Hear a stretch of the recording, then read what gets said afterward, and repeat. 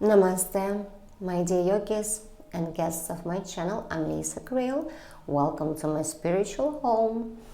And I want to talk about many things on my channel. I'm choosing what topics will be heard and understood for everyone because I know that people are at different levels of their own self-realization, self-healing.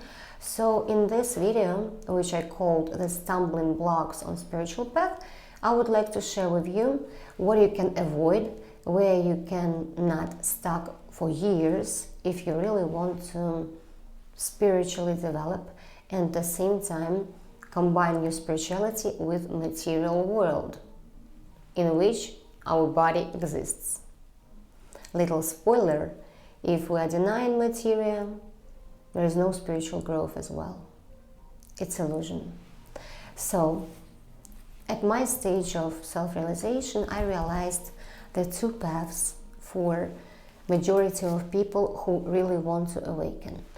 First way is to awaken, initial awakening state, be always blissful and high, to be resilient to any troubles from the outside reality, and trying to rule your world from the state of acceptance, love, and realizing what is your main mission in this reality.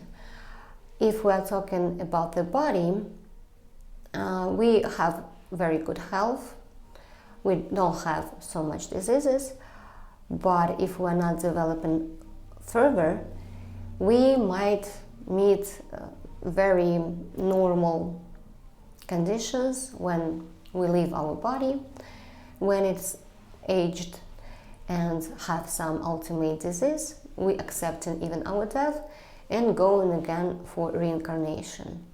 Because maybe in one of my previous videos I was explaining that the spiritual growth never ends. Once you unpack one state, then the more huge expansion and realization happens. And all this happens simultaneously with our daily life, with business, with family. And it's kind of two different worlds combined into one.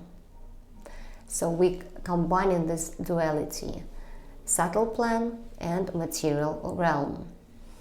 And for the first way of spiritual awakening, I don't see anything bad in this because person has very good health, very strong nervous system and immune system. He also don't have any mental blocks which prevent him or her on the way to realization of all his dreams, material desires. And moreover, ego helps to fulfill those desires. We don't need to kill ego or mind, we just need to get rid of destructive ego-mind programs which are causing disbalance into our inner reality and to the outside world. What I mean, for instance, if we want to achieve something out of pride, out of competition, desire to prove ourselves, these are bad ego desires. If our ego is just driven by the impulse of spontaneity in the moment and desire to give something to the world, I don't see anything bad in such behavior out of ego. The second path is for the people who already probably achieved some stable level of blissful state and realized themselves as not only a body. They had some somatic experiences, more deeper or more subtle. In other words, they have no even hesitation or doubt that we are living in kind of game, that we can become even more stronger, more powerful, unpack our abilities and understand how reality really works. Not only understand, but experience of something which I can call multidimensional construct. This is very hard to explain with the words, but so far I realized that my level, my stage of very stable spiritual awakening, is only a foundation which allows me to develop much further. And in this path, we gradually, with love to our body and care, expanding more and more. As a consequence, we are so nourished, let's say so, not tired, but nourished with the whole experience in society we received, that all remains is only to raise a little bit higher on another floor, another level, where we can unpack so-called trash DNA and activate abilities which will be not only random, they will be absolutely controlled by us. Its ability, let's say telekinesis, is just bioenergy activation and control of your energy. I saw many people making telekinesis. It's not a big deal. For me, it's just like a daily light. Though official science still disagrees that this is possible. Though if we perceive ourselves as energy and we have bioenergy, electromagnetic field, I don't feel that it's something that is not possible. It's even logical from the point of view of our 3D material reality. And some abilities as super longevity, constant regeneration of all organs, reproduction of your body structure, endlessly as much as you want. But this path requires very hard work. It doesn't require motivation. Motivation at the point of our ego mind in which we are now, as I want to be always beautiful and young, to attract men, for instance, it sounds, to be honest, pretty silly, right? Childish. No, you are using your body as a tool for further investigation of several layers, let's say overlapped realities beyond what we see. It's funny enough that sometimes such experiences happen to absolutely normal people, but they are random experiences. For instance, not so, like about 3 weeks ago, I had such cool conversation with an absolutely normal man, and he shared with me pretty weird experience when one night when he went out to hang out with his friends at the bar, he kind of entered the quantum loop, or intertwined realities, if you like. There are many stories on YouTube like this. We cannot deny them in our quantum reality, you know. So he went to the bar, and what he saw in the bar totally made him being in the stupor of horror, because he saw himself sitting at the bar. It was absolutely him. He was not glitching. Though the guy was completely different lifestyle, another financial status. He was more like a rock and roll, wearing black leather, drinking whiskey, and it was completely like opposite dark side of himself. And he said that he experienced such a terrible sensation that he remained speechless. Not saying that he was so freaked out that he just ran away from this bar and went home, completely shocked. And you know, when it happens spontaneously with people who do not realize in what reality we really live, it can be shocking, and we can even go crazy, right, if we are not prepared to see such things. So you can meet yourself. Moreover, you can realize yourself in seven or even more parallel realities intertwined in one point. You realize that you are doing something parallel. I'm talking to you on camera. And in parallel, I know if I've chosen not to take this video, I'm living in other branches of probabilities of our multiverse. So who is interested to control your being absolutely? And not only pretend that, oh, I'm ruling my business, everything is under control, I manifest. It's only beginning, guys. The operational control is given only for those who really won't say deserve it, but they cleaned their consciousness and body at such a degree that they are even not interested to share their achievements or super abilities, if you like, with the world. They disappear. You know, if you would have ability to materialize $1 million from the spot, let's dream, let's imagine. Would you ever share with someone, maybe only with your partner whom you really, really trust? And even though they can be betrayal, you know, when people see big money, they go nuts. It's our obsession, one of our sins, but at the same time, nothing bad, you know.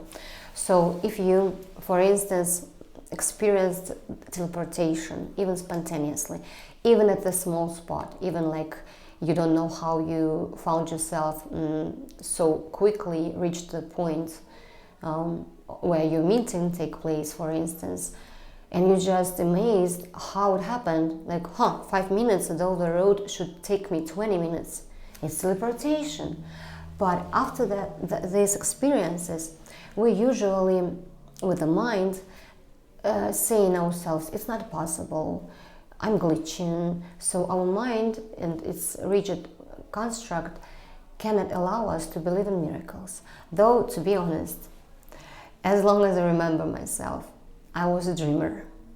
And I remembered as if about something incredible, like magical reality. Though with the time, I was also shocked and very disappointed that no, in material reality, you need to work hard and to obey the rules, otherwise you are weirdo, you are not like everyone, no one wants to be friends with you. When you're strange, no one remembers your name, like this. And we spiritual guys are always like white ravens in society. We all, very unique quality of people, were suffering a lot. Some people who sleep in sweetly, they may have obstacles, but they are very, very glad and satisfied with the way they are living. When they had their routine, achievements, more money, expansion. So these guys may be not even searching for spiritual development, but for us spiritual seekers, we have two ways. We can stabilize a very cool initial awakening, which is also the level of many masters who are talking satsangs. They don't have super abilities, though they can lead you to open your consciousness. Their body is aging, they don't have abilities, but at the same time, they are also helping a lot to self-realize. For me, it is kind of a stumbling block as well, because if I would stuck on only initial spiritual awakening, I don't know where to grow next. For me, it's not enough.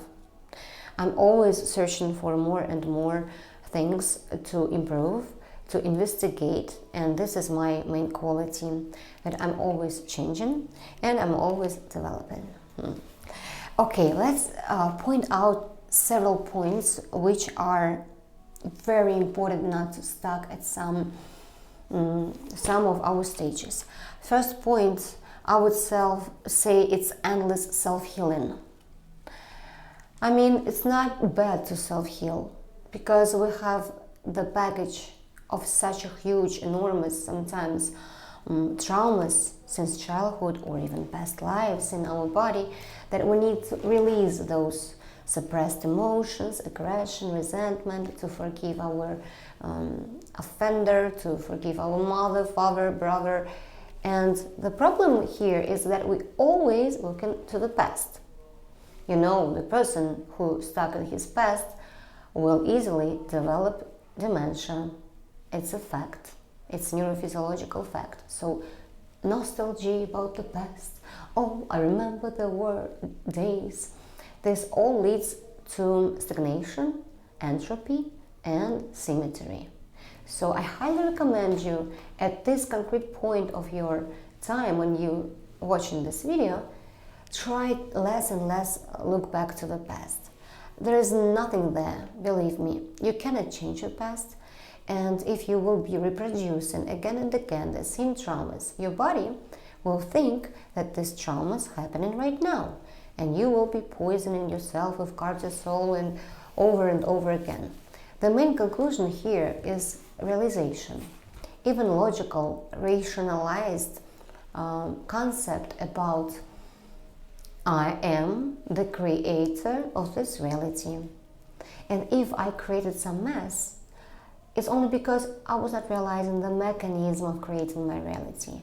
I was attracting something accordingly to my programs. Because we are ruling our life through mental patterns and programs and neural pathways. I was talking about how to rewrite neural pathways quickly in previous videos. You can watch them. So if we are not rewriting and identifying what programs we have, there is no chance. If we are attached tightly to these programs, there is no chance for growth. We have to accept how it is and feel the new identity, what personality you want to play from. So with how it's called. So if you detach yourself from personality as such and body, you will realize that you are kind of the player who is a little bit above at some another dimensional realm, let's say so. And if you have a puppet, what qualities you would download to this puppet to be more efficient, to be more joyful, to be more self-expressed, to be more expanded, to have no fears, to have good health? What qualities this person should possess, should be possessed in him?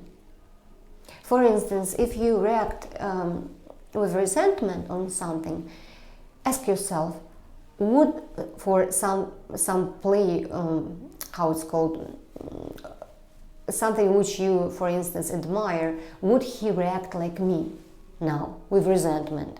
Resentment is only unfulfilled expectations, and it's only subjective perception. By the way, any emotions are just habits.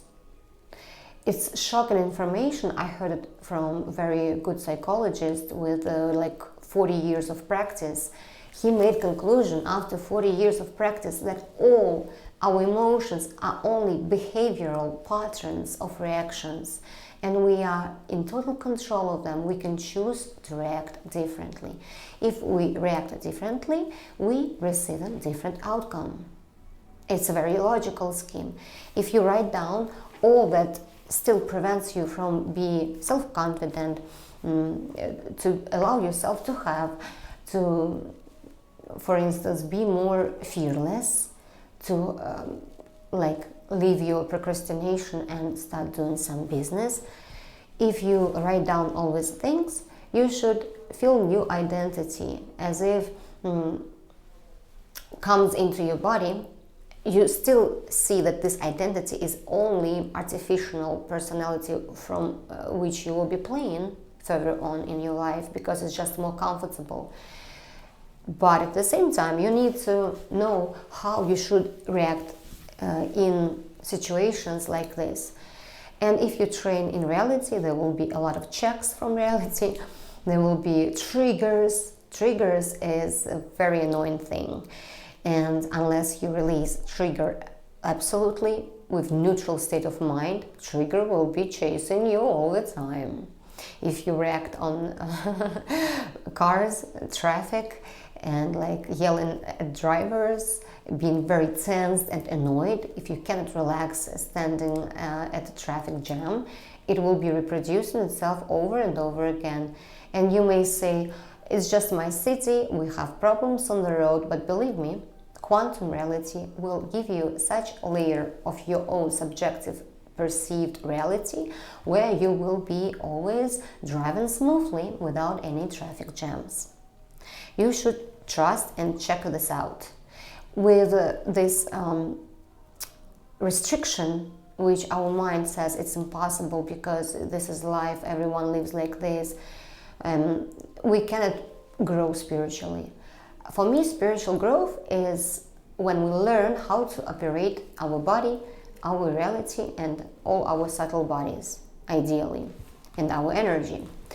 So yeah, if we're stuck in the past or only thinking about future in the manner of daydreaming, this is a kind of stumbling block, a huge block in which people can stuck forever. You know, they always here in position of child, and I can call it also victim state, when you don't believe that you are creating your reality and making choices, the choices are made for you, and you in such situation silently agreeing with the concept that someone else is predisposing your whole life. And most of people are living accordingly to what is written in their neural patterns, which are imposed by society, family, and they are acting always out of trauma. So I think it's clear now, and also I would say at this stage it's important to be more conscious of what you feel, how your body feels, what you're experiencing, than to rely and shift responsibility to guide spiritual teacher, guru, or therapist. You know, therapist is only feeding into your traumas and supporting the idea about your false self. It's endless. You can endlessly visit therapist, and there will be some progress, and again huge setbacks to previous neural pathways. You can upgrade your personality, yes, with therapist, but the main idea that no psychologist of 3D realm tell you that you really can operate your reality. You're not glitching. It's like more quantum psychologist, I will call its ideal version, and I consider myself quantum psychologist because on my path I proved myself many times that I'm doing magic. Moreover, if your negative patterns will reproduce some traumatic or harsh experience, all that you need to do is change your attitude and make gold out of shit. If you have such super ability to reverse any bad circumstance into your own benefit, because any situation has plus and minus charge in it, potential, so what potential you're choosing, your way changes accordingly. That easy. Nothing is super difficult in our spiritual development, though it needs time to reset our brain, to download new programs. Okay, second point, guys, this is denial, austerity, fanatic approach. I will leave my family and will be living in Tibet, or I will go to Bali, or whatever, no one will touch me. Okay, you even can achieve samadhi in such a calm retreat, but when you come back to society, if you ever dare to come back, you will again be triggered, because the practice happens when we are experiencing new things in reality, new relationships, new places, relocation, immigration. It's a huge boost on the spiritual awakening. If you are afraid to change your life, you just need to understand that this is what holds you at the same level of development. Also, fanatic approaches, I see like we're using a lot of tools. For instance, I'm always repeating about life without food, how it's possible, but there are many people who decided with their mind that now, since now on, I'm living only on juices, or I'm only raw vegan. But believe me, I saw raw vegans who just were looking disgusting, like skeletons, and they died. Unfortunately, they were so fanatically believing in idea of raw veganism as the ideal diet, that it destroys their body.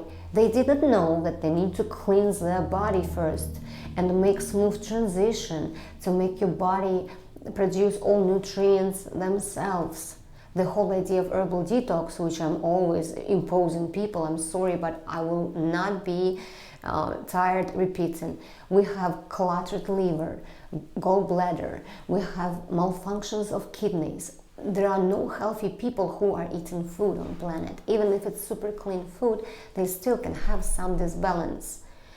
If we cleanse ourselves, we give a chance to our body to turn on natural settings in all our glands and organs. Organs start functioning correctly, and your body demands that quantities of food and that sort of food which you really need, which your body really needs. And then you don't need any supplements, random consumption of supplements. You know how people saw commercials, oh, she has so beautiful skin because she was drinking this, I will also drink. Okay, let's imagine she put supplement above her cluttered intestines, which is not absorbing any nutrients, so it's useless.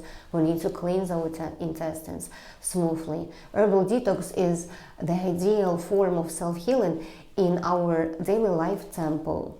When we have no time for fastings, you know, when we're fasting, we're experiencing a lot of transformation. And if we are not clean enough, we will have fatigue, blackouts, because all our toxins will raise and go right into the blood flow. So before herbal detox, you can go on fasting if you like, and if it's urgent, like desperational gesture when you're dying. I know people who were going on fastings because they didn't have any choice, but if you have time, please slow down, cleanse your body. Fanatical approach, I can repeat, is a stumbling block on your spiritual growth. Moreover, when you will be suffering, your mind will be cleansing maybe some mental programs, but at the same time it will hook you. For instance, I'm experiencing total bliss, though I'm still eating. And please do not ask me what I'm eating and how much. I don't have ideal diet. This diet is ideal for me at concrete moment of time of my own self-development. You are not in my body. You had another experiences. For you, some other foods will be good stepping stone on the path of freedom from food if you have such purpose. Again, such purpose can only have that spiritual practitioner who is interested in the second way of development, which goes beyond initial spiritual awakening. Then we have rejuvenation, immortality, and many other abilities. So don't be fanatic, please. I know you are smart, I know you are loving your body and you appreciate all your even extra kilos in your body. Don't rush anywhere, just visualize the picture you want to achieve. And we are moving to the next step, lack of discipline and concentration. So there should be balance of tension and relaxation, sympathetic, parasympathetic, nervous system principle. If we are too tensed, we want to achieve, we can burn out. We overstrain all our bodily systems. If we, as I told before, acting from ego mind, we can really have this desire to prove out of trauma. You know, we're not acting from love, but out of trauma, we overstrain all our being, and we will have rollback and very bad consequences on our psychological state and accordingly on our body. So I highly recommend you to use this principle: 60% relaxation in your life and 40% activation, sympathetic nervous system. We need to be active, sports, communication, business activity, and 60, guys, meditations, Kundalini yoga practices, maybe pleasant talks, maybe pleasant contemplation of some art objects or nature, hobbies, very relaxed. When body is completely relaxed and slowed down, then we can talk about ability for sleep deprivation and so on, because we balance nervous system. If for some people in our mad society is not available, we have no chances but only pass out and sleep 8 hours to restore our settings of nervous system. It's unfortunate. If this principle will be in priority in our society, if this matrix would be taking care of us more to be interested in our longevity and health, then we would have 4-hour working day maximum, because we are more efficient during maybe 4 hours in a row maximum, and then we need a rest. 8 hours in a row and crazy traffic jams and stress lead us to burnouts and mental imbalance. So this is it.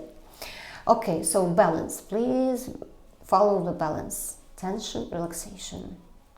Okay, next what I want to point, lack of tools. Lack of tools is when we are only serving some, let's say, spiritual pendulum, which can be very beneficial, but at the same time we can be playing this role too much. For instance, I'm Kundalini yoga teacher and I'm visiting retreats, I'm always wearing white gloves, and my personality even forgets how it puts the mask only if Kundalini yoga teacher, and have no expansion using other tools. Other tools I was mentioning on my channel a lot. These are herbal detox, these are long walks, contemplation of nature, maybe staring at one dot. These are also sleep deprivation again. Fastings, intermittent fastings, like dry fasting is absolutely amazing. 24 hours, at least once, 2 times a week, will reboot the cellular structure of your body, will also help you to get rid of this intercellular water between our cells, liquid, which is full of protein and very harmful toxins. So intermittent dry fasting I highly support, up to 3 days. Easily a person can go even without preparation, maybe like only some raw vegan diet or juice cleanse for a couple of days, and then it can go easily. So yeah, use all tools you know. But here I want to, again, stumbling block is using bullfrog ceremony, ayahuasca, mushroom on permanent basis. Mushrooms, I can say in my own experience, I had microdosing, but after that I was not hooked on like wanting mushrooms more and more. It's interesting experience, and it really helped me to stop drinking alcohol. Back in 2018, I just could not drink alcohol for 6 months after I took only 1 microdosing. It also opened me like a gateway drug to see how reality really looks like. I remember this weird experience then, all skies and palm trees and so on were talking to me and saying, Lisa, we are showing you how you should be perceiving reality really. And I was like, how I can get there but naturally? I really recommend you to move naturally, because any drug will cause imbalance of your neurotransmitters, and your pineal gland will not be able to release all necessary hormones on its own. Moreover, maybe those people who are advertising such retreats with ayahuasca are not saying about possible consequences. For instance, about a year ago, one guy being on retreat with ayahuasca in Peru, very famous retreat center. He was with his friend. This woman had husband, children, and she just arrived to another ayahuasca trip or wherever, and they were good friends with this guy. He, after taking ayahuasca, got into psychotic state, and he saw the demons in her, and to rescue her soul, he stabbed her with a knife and killed, and cut her into pieces, guys, after ayahuasca. So you don't know what is living inside you. You don't know about an entire subtle plan and entities surrounding us. I heard that those guys who are drinking ayahuasca, first they have a boost and expansion in their life, as if some entities are helping them. The spirit helps them to raise higher in career or wherever, but they lose connection with their own spirit. It's possession. So it's your choice. Maybe you had another positive experience. I don't mind. You're lucky. But even my students were saying that I got total background anxiety and like maniac states after drinking ayahuasca. Okay, I think it's clear. Moving next, guys, lack of honesty.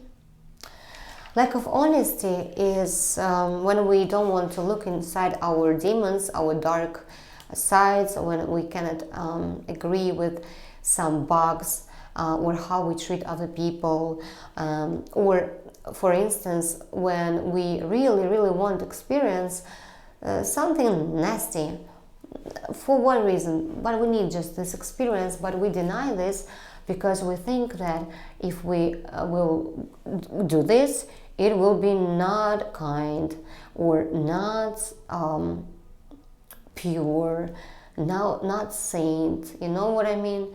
Nothing is better good. So if you really want to leave some experience, what I'm hinting on, like let's say, for instance, you wanna experience triple penetration. Whatever, I don't know what what desires people can have, or you really think that you cannot be so kind all the time.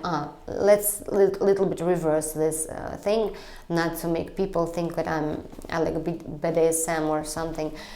For instance, I was a very good girl, and it was very hard for me to say no to people, but now I can say straightly into face everything I think about, and even be rude and harsh. And I don't feel any guilt about this. I'm very sincere. Moreover, I think it will benefit both sides, person whom I'm talking to, and so on. So allow yourself to even express yourself in like so-called bad manner sometimes. No need to make other people suffer. Please respect other people's experiences and their bodies. Don't need to kill anyone, but I mean, at some degree you need to allow yourself even to be angry, to live through your emotions right here, so that they will not stagnate in your body. Okay, this was lack of honesty. Next one is lack of trust. Lack of trust. I was little bit briefly mentioning this before, that if we are in victim position, there is no trust. There is no belief that everything will be all right. So we can't relax. With tension, we create some obstacles on the way and problems. So here we need to trust, and if something unpredictable happens, we just again use the tool what? Shit into gold. In any situation, it will really push you further. You will pass this exam. So trust your inner sensations. What came to your heart first is correct. And all persuasions from the mind, usually out of fear, because mind wants to be safe, comfort, not to lose money, not to lose people, and so on. And the last one, I can say again, lack of inner core. So when we are leaning on our relatives, gurus, friends, we as if don't know how to make our own decisions, and we don't have this sensation of knowledge, who am I, as at least personality, what I love, how I want to live like, and so on. If we have lack of this connection, we will be always running to gurus, always will be searching answers from a psychic, shaman, ayahuasca trip. Please tell me, show me the way. You know the way. Usually when people asking me questions on consultation, sometimes it's like they asking and they like speaking out, and they already replied during the question. It's interesting how our psyche works. But sometimes we just need a guide who can highlight some spots we are not seeing. But to truly rely on someone is only yourself. If we shift in responsibility to other people and therapists and so on, we just lose in connection with our higher self. Simply as this. So yeah, this is all that I wanted to say. And you know, my last year educational Telegram channel, 3 months, was reprogramming people like that, because we were discussing patterns of behavior, old traumas. We were discussing how we can manage our reality from the point of view of multidimensional visions.